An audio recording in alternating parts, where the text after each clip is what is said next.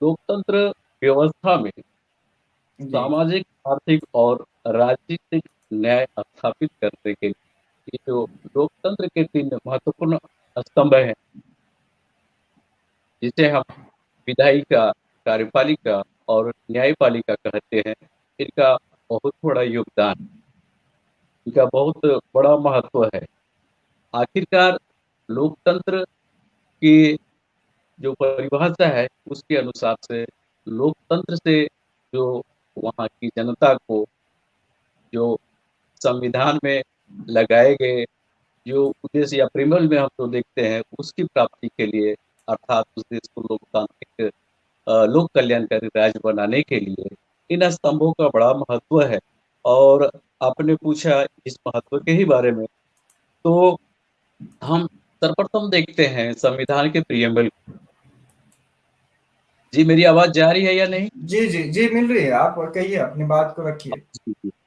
तो प्रियम्बल में हम देखते हैं कि सामाजिक, आर्थिक और राजनीतिक न्याय की बात की गई है। आगे हम संविधान की जो भाग 4 है, उसमें हम देखते हैं जो directive principle of state policy, उसकी हम बारीकी से अध्ययन करते हैं, तो हम देखते हैं कि अनुच्छेद आर्टिकल 38 में 1 में कि राज्य ऐसी सामाजिक व्यवस्था करेगा जिसमें सामाजिक, आर्थिक और राजनीतिक न्याय राष्ट्रीय जीवन की सभी संस्थाओं में प्रमाणित करे। और जिससे जिसकी स्थापना कर सके और संरक्षण हो और लोक कल्याण की अभिवृद्धि का राज्य प्रयास करे। और दूसरी बात फिर हम देखते हैं, उसी में और आगे लिखा हुआ है कि राज्य विशिष्ट या आय की असमानताओं को कम करने का प्रयास करेगा और न केवल व्यक्तियों के बीच बल्कि विभिन्न क्षेत्रों में रहने वाले विभिन्न व्यवसायों में लगे हुए जो लोगों के समूह हैं, उनके बीच प्रतिष्ठा, सुविधा और अवसरों की असमानता को समाप्त करने का प्रयास करेगा। आगे हम 39 में देखते हैं कि समुदाय के भौतिक संसाधनों का स्वामित्व और नियंत्रण इस प्रकार बँटा हो जिसमें कि सामूहिक हित का ये महत्व हो। और आगे आर्थिक व्यवस्था इस प्रकार चले जिससे धन और उत्पादन साधनों का सर्वसाधारण के लिए अहितकारी संकेंद्रण न हो। मतलब कि व्यक्ति विशेष या समूह विशेष जो चुनिंदा मुट्ठी भर लोग हैं, उनके हाथ में देश के संसाधन नहीं जाए, देश की संपत्ति नहीं जाए, वरन इसका बँटवारा इस तरह से हो कि इस देश के नागरिकों के बीच आय की जो समानता है, वो लगभग बराबर रहे, उनमें असमानता बहुत कम हो। और शुरुआत में ही हमने देखी कि सामाजिक व्यवस्था, अब मैं इसकी व्याख्या करता हूँ कि जी। सामाजिक न्याय अर्थात समाज में किसी भी व्यक्ति के साथ जन्म के आधार पर, जन्मस्थान के आधार पर, लिंग के आधार पर, धर्म के आधार पर, जाति के आधार पर किसी प्रकार का भेदभाव नहीं हो। ये सोशल बेस पर किसी भी प्रकार का डिस्क्रिमिनेशन नहीं हो। यदि ऐसा होता है, तो हम हुँ। सामाजिक न्याय की प्राप्ति हमें होती है। दूसरा आर्थिक है, आर्थिक के संदर्भ में मैंने कहा कि राज्य ऐसी व्यवस्था करेगी जिसमें देश की संपत्ति का बँटवारा इस प्रकार हो, सार्वजनिक हित में हो, जो किसी व्यक्ति विशेष या व्यक्तियों के समूह को लाभ नहीं पहुँचाए, लोगों के बीच आय की असमानता जो है वह कम हो या नहीं के बराबर हो। और अंतिम जो है वो राजनीतिक न्याय, तो राजनीतिक न्याय का संदर्भ इसमें इस प्रकार है कि अ, देश के या राज्य के नागरिकों को किसी भी स्तर पर, चाहे वह पंचायत स्तर हो, तहसील, तालुका, खंड हो, जनपद हो या फिर राज्य स्तर हो या राष्ट्रीय स्तर हो, जी। सभी हुँ। जगह पर राजनीतिक क्षेत्र में उचित प्रतिनिधित्व मिले। अनुच्छेद 25 के द्वारा प्रत्येक व्यक्ति ये निर्वाचक हो सकता है जिसकी उम्र 18 वर्ष हो और 326 के अनुसार वह चुनाव में किसी भी स्तर में खड़ा हो सकता है, भागीदारी हो सकती है, जनप्रतिनिधि हो सकता है। जी, तो इस जी। प्रकार से समाज के हर क्षेत्र में आर्थिक क्षेत्र में और राजनीतिक क्षेत्र में कोई भेदभाव नहीं हो, असमानता न के बराबर हो और यदि इसकी प्राप्ति करनी है तो ये जो हमारे लोकतंत्र के 3 स्तंभ हैं, विधायिका, कार्यपालिका और न्यायपालिका की इसमें भूमिका ये है कि यदि चुने हुए प्रशिक्षित लोग जो विधायिका में जाते हैं, वो संविधान सम्मत नीतियों का निर्माण करेंगे, उसमें संविधान की प्रस्तावना को देखेंगे, वो राज्य के नीति निर्देशक तत्वों को देखेंगे कि भारत में किस प्रकार संविधान के तहत लोकतांत्रिक व्यवस्था जो कल्याणकारी होगी राज्य की स्थापना करनी है, उसके जी आधार पर उस दायरे में रहकर यहाँ के लोगों के कल्याण के लिए कानून और नीतियाँ बनाएँगे। कार्यपालिका उसको ईमानदारी से कार्यान्वित करे ताकि अधिकाधिक लोगों को, यहाँ की जनता को लाभ मिल सके और न्यायपालिका इस बात की व्याख्या करेगी कि ये व्यवस्थापिका के द्वारा जो कानून बनाए गए और नीतियाँ जो बनाई गई और कार्यपालिका के द्वारा जो कार्यान्वित की जा रही है, वो संविधान के दायरे में है और वो संविधान का उल्लंघन नहीं करती है और यदि ये दोनों अपने कार्य सही ढंग से करने में सक्षम होते हैं, तो न्यायपालिका उस संदर्भ में वो इन्हें निर्देशित करे कि आपने जी जो नीतियाँ और हुँ, जो कार्यक्रम बनाने हैं लोगों के लिए, वो संविधान सम्मत। जी, इसकी संभावना प्रबल रूप से नज़र आ रही है, क्योंकि संविधान के अधिकार से जो अधिकारी बने और जो कर्मचारी बने या जो स्वरोज़गार में गए या जिनकी रोज़ी-रोटी की समस्या का समाधान हुआ, उनके लिए बाबा साहब ने जो बातें कही थी कि यदि मेरे दिए गए संवैधानिक अधिकारों से तुम्हारा कुछ भला होता है, रोज़ी-रोटी की समस्या से तुम ऊपर उठते हो, तो मुड़कर उस समाज को देखना जहाँ से तुम आए हो और उसके लिए, उसके कल्याण, उसके भलाई, उसके उत्थान, उसके विकास के लिए तुम काम करना और अपने आय का बीसवाँ हिस्सा उस समाज के कल्याण के लिए लगाना। व्यवहार में हमने अभी जो दोनों हमारे वरीय पैनलिस्ट थे, उन्होंने बताया कि ये पूरी तरह से विफल हैं।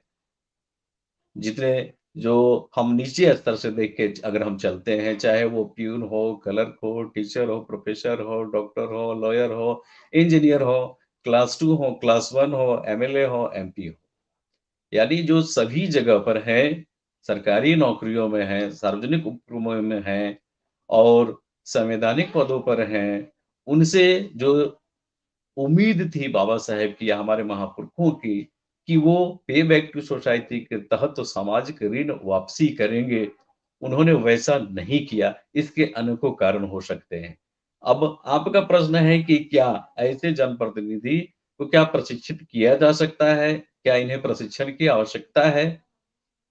जी सर, तो मैं इसके संदर्भ में कहूँ कि एकदम बेशक ऐसे लोगों को प्रशिक्षित करने की आवश्यकता है, उनके पास पहुँच बनाने की आवश्यकता है और यदि हम इनको प्रशिक्षित करते हैं, तो क्यों करेंगे और क्यों करना चाहिए? और अगर ये इनको प्रशिक्षित करते हैं, तो क्या फ़ायदे होंगे? वो मैं बता रहा हूँ। जी, जो प्रशिक्षित होंगे, प्रशिक्षित कार्यकर्ता जिनका ज्ञान होगा पूरे संवैधानिक जो प्रारूप है, जो संविधान में व्यवस्था की गई है, जिसको हम 3 अंगों के माध्यम से समाज को पुनः लौटाने का, समाज के कल्याण में हम उसको लगाने के लिए जो तीनों स्तंभ बनाए गए हैं, तो वहाँ हमारे जैसे प्रशिक्षित लोग जाने चाहिए। जाएँगे, तो जब हम प्रशिक्षित करेंगे उनको, तो कैसे जो प्रशिक्षित कार्यकर्ता कैडर जो होंगे, वो उनके अंदर एक आइडेंटिफ़िकेशन, एक आइडेंटिटी होगी उनकी मूल निवासी का पहचान अपना होगा, मूल निवासी पहचान के तहत वो करेंगे और उनके अंदर एक विचारधारा जो होगा, फुले अम्बेडकरी विचारधारा से उनको लैस करना पड़ेगा और जब वो फुले अम्बेडकरी विचारधारा उनके अंदर समाहित की जाएगी, तो वो पे बैक टू सोसाइटी को अच्छी तरह से समझ पाएँगे। और जो प्रशिक्षित होंगे, प्रशिक्षण प्राप्ति के उपरांत जो व्यक्ति निकलेगा, वो लड़ने-भिड़ने वाला होगा, अधिकार के लिए अधिकारों के लिए काम करने के लिए, समाज को अधिकार दिलाने के लिए काम करने वाला होगा। वह बिकाऊ नहीं होगा, वह टिकाऊ होगा, क्योंकि वह प्रशिक्षित होगा। और सबसे बड़ी बात कि यह जो प्रशिक्षण होगी, उन्हें जो प्रशिक्षित करने का काम किया जाएगा, वो लोकतांत्रिक अ, संस्था के द्वारा जो सामाजिक लोकतांत्रिक संस्था हो, उसके द्वारा की जाएगी। जैसे हमारे देश में मूल निवासी कुछ समाज के लोगों को प्रशिक्षित करने के लिए बामसेफ जैसा राष्ट्रीय नहीं अंतर्राष्ट्रीय संगठन है। यदि इसके माध्यम से हम लोगों को ये करते हैं, तब उनके अंदर ये भावना जब पनपेगी, तब वो समाज में समता, स्वतंत्रता, बंधुभाव, न्याय इन बातों के लिए वो काम करेंगे। सही मायने में इसको लागू करने के लिए काम करेंगे और वो संविधानवाद के लिए काम करेंगे और उनका जो नेतृत्व होगा, जो अभी ऑटोक्रेटिक होता है या किसी के अंडर होके वो जो हमारा दुश्मन वर्ग खुले तौर पर हम कहें, उसके अधीनस्थ रह के, उसके पार्टी लाइन के अंदर रख के काम करता है, व्यक्तिगत रूप से बोलने की हमारे अपने समाज के भलाई के लिए अधिकार नहीं होता है, जैसे वर्कर बात आई कि वो लोग भी अभी डरे समय हैं, क्योंकि जो प्रतिक्रांति वाले लोग जो हैं, वो उनको डाइल्यूट करके अंदर ले जा रहे हैं। तो लेकिन जो हमारा प्रशिक्षित जो होगा, वो प्रजातांत्रिक नेतृत्व उसमें विकसित होगा और वो ऑटोक्रेटिक कभी नहीं हो सकता है क्योंकि संस्था का उसके ऊपर दबाव होगा और वो इस विचारधारा से लैस होकर काम करेगा। समाज में वो समता, स्वतंत्रता, बंधुभाव स्थापित करने के लिए और जो हम मुल्कत्व में भी जो देखते हैं, जो वैज्ञानिक सोच, तर्कशील सोच और मानववाद, नारी सम्मान, इसकी ओर वो काम करेगा। बहुजन हिताय, जी। बहुजन सुखाय के लिए काम करेगा। जब हम प्रशिक्षित कर देंगे उसे और प्रशिक्षण जी। प्राप्त करके प्रजातंत्र के विभिन्न अंगों में जब वो जाएगा, विभिन्न स्तंभों में जाएगा, तो वह प्रशिक्षित व्यक्ति समाज के लिए काम करेगा, न कि व्यक्तिगत हित के लिए अपने निजी स्वार्थ बीवी और बीवी या अपने बच्चे, अपने परिवार में मस्त नहीं रहेगा और दुश्मनों की गुलामी नहीं करेगा। यदि हम प्रशिक्षित कर देते हैं पूरी तरह से, तो इसके फ़ायदे होंगे। मैं 2 मिनट में बात समाप्त करता हूँ कि जी। वह जी। भारतीय जी। संविधान को अक्षरशः लागू करने के लिए वो हमेशा प्रयत्नशील रहे। वह समता, स्वतंत्रता, न्याय, नारी सम्मान, तर्क और वैज्ञानिक सोच, मानववाद, संविधानवाद स्थापित करने में महत्वपूर्ण कड़ी साबित होगा। महापुरुषों का जो उद्देश्य हैं, जो आदर्श हैं, वामसे के माध्यम से अभी वामसे का अपना कोई उद्देश्य नहीं और ये ऑब्जेक्टिव नहीं, वो महापुरुषों का ही वो उद्देश्य और ये विचारधारा को कायम कर रहा है, तो उसके तहत उसकी पूर्ति के लिए, उससे समाज में स्थापित करने के लिए काम करेगा और व्यवस्था परिवर्तन की ओर वो ठोस कदम साबित होगा। यदि इन तीनों स्तंभों में प्रशिक्षित प्रतिनिधि जाएंगे, तो वो वहां पर विधायिका में रह के सही जो नियम, सही जो नीति, सही जो कार्य योजना बनेगी। अभी हम देखते हैं कि हमारे हक अधिकार को का हनन करने के लिए, संवैधानिक अधिकारों का हनन करने के लिए जो काम लाए जाते हैं, हमारे जनप्रतिनिधि दुश्मनों के खेमे में जाकर के उसे ही समाप्त करने के लिए उसके पक्ष में मत देते हैं। यानी हमारा ही प्रतिनिधि हमारा हक अधिकार को समाप्त करने में वो भागीदारी निभा रहा है। लेकिन जब यह प्रशिक्षित होगा तो इस बात को समझेगा और जो गलत नीतियां बनाई जाएंगी उसका वो विरोध करेगा। सही नीतियां बने इसके लिए वो बहुमत से प्रयास करेगा कि मूल्य से मौजूद समाज के लोगों के लिए या देश के प्रत्येक नागरिकों के लिए जो संवैधानिक व्यवस्था है उसको लागू किया जाए, उसकी नीतियां बनाई जाए, योजनाएं लागू किया जाए जो इस देश की जो वास्तविक समस्याएं हैं, शिक्षा, स्वास्थ्य, रोजगार, कृषि, व्यवसाय या अन्य जो एस्पेक्ट्स हैं जीवन के, उन सभी बातों को वो सामने रखकर नीतियाँ बनाने में, कार्य योजना बनाने में मददगार साबित होगा और हमें जी। अंततोगत्वा ऐसा करना ही पड़ेगा क्योंकि उनकी अकाउंटेबिलिटी अभी सोशल ऑडिट की बात आ गई कि अब वह समय नहीं कि उनके भरोसे हम रहेंगे, उनकी अकाउंटेबिलिटी अब हमें तय करवानी ही होगी। अब उनसे हमको इंटरैक्शन करना ही होगा, उनको उनसे मिलना ही होगा और उन्हें ये बताना पड़ेगा कि आप 2 कर्ज, एक महापुरुषों का और एक सामाजिक वर्ग का जो कर्ज आपके ऊपर है, यदि आप इसे नहीं चुकाते हैं, तो आप हमारे वर्ग के नहीं हैं। वैसे लोगों को तो हम ये कहते हैं कि बहिष्कार तक करने की ज़रूरत हो सकती है। तो हमें उन तक पहुँचकर अपनी बात को सही ढंग से रखकर वो लोकतांत्रिक संस्था के अंतर्गत उन्हें प्रशिक्षण देना होगा और प्रशिक्षण के उपरांत जो जाएँगे, आपने जो अभी कान्हेकर सर से पूछा कि यदि ऐसा होता तो क्या होता? तो उन्होंने बताया।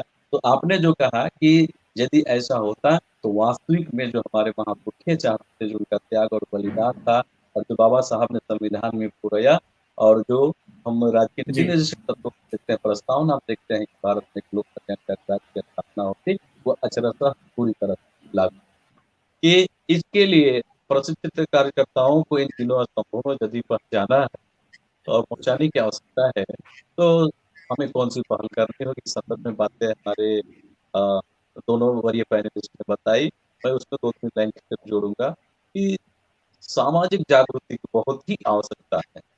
अ, भाजपा जैसे लोकतांत्रिक संस्थागत संगठन जो राष्ट्रीय स्तर का है, उसके साथ लोगों को इंटरैक्शन करके और इसके इसके और इसके जो सारे ऑफिशियल मील्स हैं, उनके साथ लोग जुड़ना होगा।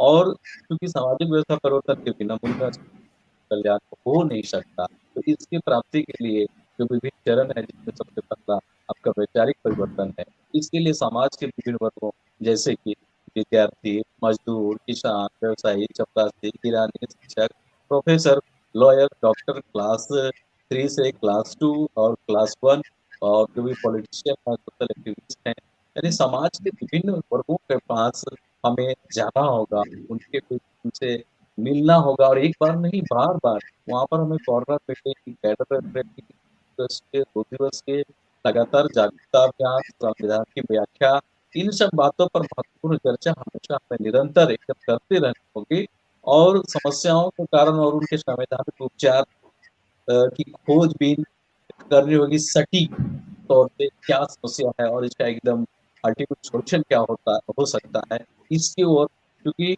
हमारे लोग जो लाभान्वित थे संविधान से और वो अकाउंटेबिलिटी उनको चाहिए, जो कर्तव्य समाज के प्रति होनी चाहिए, वो उन्होंने नहीं निभाया। संविधान रूपी फल का वृक्ष तो वृक्ष का फल तो उन्होंने खाया, लेकिन उसे पुष्पित पल्लवित रखने के लिए आगे भी फल देता रहे, छाया देता रहे, इसके लिए लाभान्वित लोगों ने सबसे ज़्यादा नुकसान उन्हीं लोगों ने पहुँचाया है जिसने लाभ इससे लिया है।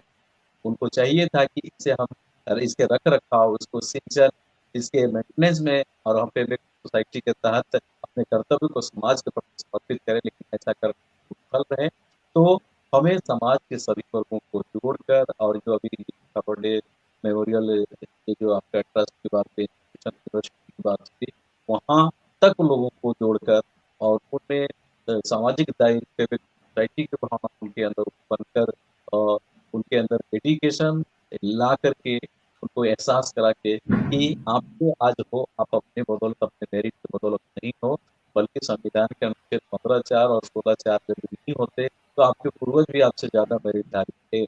लेकिन आपको मौका मिला, अवसर मिला, अपॉर्च्युनिटी मिला, उनको नहीं मिला, इसलिए आप ऐसा हो। ऐसा और जो प्रशिक्षण के माध्यम से उन्हें सारी बता कर के और हमें हार नहीं माननी है कभी कि हमें उनको छोड़ना है। प्रत्येक वर्ग में हमें जाना है और जाते ही रहना है और तब तक जाते रहना है, जब तक वो इससे दूर नहीं जाते हैं, ये विचारधारा, ये एहसास उनके अंदर नहीं हो जाती। तो जी हमारा जो संदेश होगा दर्शकों का, वो ये होगा कि आप इस तरह के जो भी कार्यक्रम ये वरिष्ठ के द्वारा जो लगाए जाते हैं, उसमें आप अवश्य सहभाग करें। साथ ही साथ आप संविधान को इस हद तक पढ़ें, इस तरह से उसका माइक्रो एनालिसिस करें कि आप इंटरप्रिटेशन करने के लायक हो जाएँ और ये इन सब बातों में जो समस्याएँ हैं और कैसे कम करना है, तो आपसे बहुत पहले ये सब सारा चीज़ निर्धारित कर लिया है और अल्टीमेट क्वेश्चन है, उसकी ओर भी बढ़ रहा है।